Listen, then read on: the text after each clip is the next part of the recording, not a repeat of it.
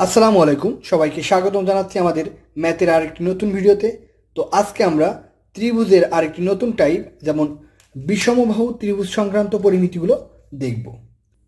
তো আমরা জানি বিষমবাহুর তিনটি বাহুই অসমান, অর্থাৎ যে ত্রিভুজের তিনটি বাহুই পরস্পর ভিন্ন অর্থাৎ অসমান তাকে বিষমবাহু ত্রিভুজ বলে।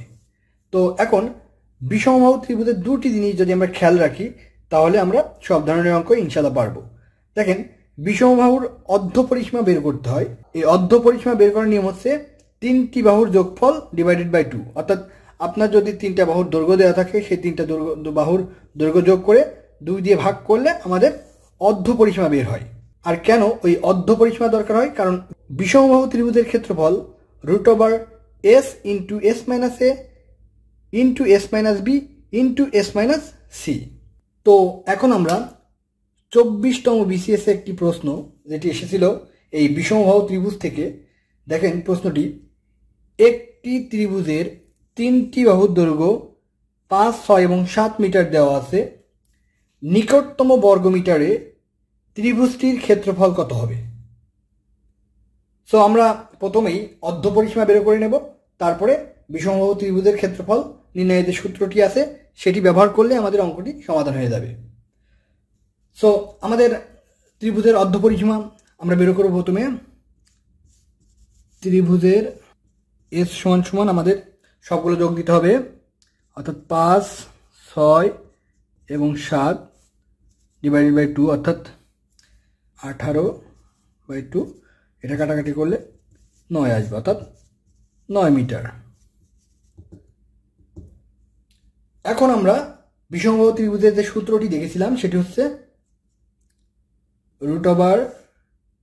√s s minus a s minus b s minus c। s মান হচ্ছে 9, এই s মান হচ্ছে 9 মাইনাস a মানে হচ্ছে প্রথম 5 মিটার,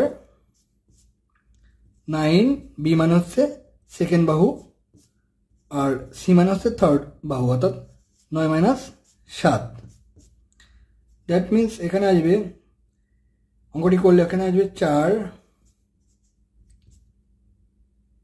এখানে আসবে 3, এখানে আসবে 2, অর্থাৎ সরি এখানে কিন্তু রুট থাকবে সবগুলোতে। 216 √216। তো এখন আমরা যদি এটাকে বর্গ করি তো আমাদের অ্যান্সারটি আসবে, এটাকে রুট করলে 14.69, অর্থাৎ 14.69 মানে হচ্ছে 15, অর্থাৎ 15 রুট করলে আসবে 225। দ্যাট মিনস আমাদের অ্যান্সারটা হবে 15 মিটার। নিকটতম বর্গমিটার করলে আসবে 15 মিটার। তো তারপরে 31তম বিসিএস এর আরেকটি প্রশ্ন আমরা দেখব, যেটা পিলিতে আসছিল। একটি ত্রিভুজাকৃতির মাঠের বাহুগুলোর দৈর্ঘ্য যথাক্রমে 20 সেন্টিমিটার, 21 সেন্টিমিটার এবং 29 সেন্টিমিটার হলে এর ক্ষেত্রফল কত? এই ধরনের প্রশ্নে যখন তিনটা বাহু অসমান থাকবে আমরা বুঝে নেব এটা হচ্ছে বিষমবাহু ত্রিভুজের অর্ধ পরিসীমা বের করতে হবে এবং তারপরে তার সূত্রটি অ্যাপ্লাই করতে হবে। তো আমরা ত্রিভুজের অর্ধ পরিসীমাটা বের করব। সো এখানে এ বলতে প্রথম বাহু, বি বলতে দ্বিতীয় বাহু এবং সি বলতে তৃতীয় বাহু। সবগুলো বাহু যোগ করে 2 দিয়ে ভাগ দিলেই অর্ধ পরিসীমা বের হয়ে আসবে। সো আমাদের অর্ধ পরিসীমা 20 যোগ 21 যোগ 29 ডিভাইডেড বাই 2।